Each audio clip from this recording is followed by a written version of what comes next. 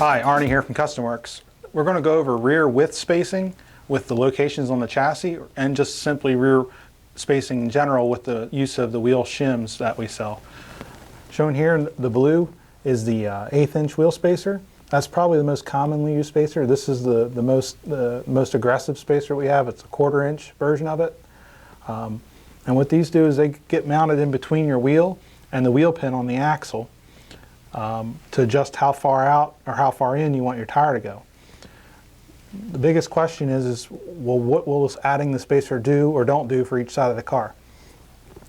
Moving the left rear out further away from the car will create more forward drive off the corner.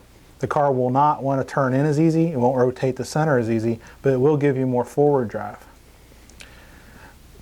As with the right rear, bringing the tire in towards the center of the car will also tighten the car up, but it'll affect the car more on the entry. It'll give it more side bite, it'll be less aggressive turning into the corner, and through the center and off it will have the feeling like it's locked in more.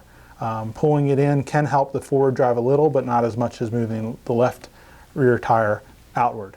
Anytime you move the tires to the left, the car will get tighter. Anytime you move the tires to the right, the car will get freer. Moving the right rear tire to the right will help the car turn in. It'll turn the center more. You'll lose some forward drive up off. When you move the left rear in, you'll gain more steering in the middle of the corner, and on exit, the entry isn't near as affected, but it will definitely lose forward drive center off. So a good strategy to do with your race car is to run both wheel spacers.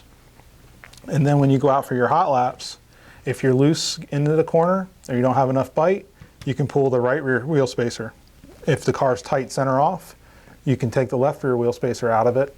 And what I usually do is, if you see here on the side that there's plenty of room left between the nut and the wheel, I'll just put the wheel spacer in between the wheel and then put the nut on this side of it. That way it's still in the car and it's handy. That way if you need it for the next round, you know where you kept it. You also have different width adjustments on many of the kits, inboard or outboard. Same effect applies. The more it's further out, the more you're going to get drive on the left rear, or the more you move the right rear further out, you're going to get the car to turn in more. But these are much more drastic steps. These are as effective to the car as if you'd put a whole different type of rubber compound on or took the spoiler off the car. They're going to drastically change the car. So typically this isn't a setup you go to during a given race day. This is something you'll build the car to for your specific track. For more information and other racing tips, check out our other videos on CustomWorksRC.com.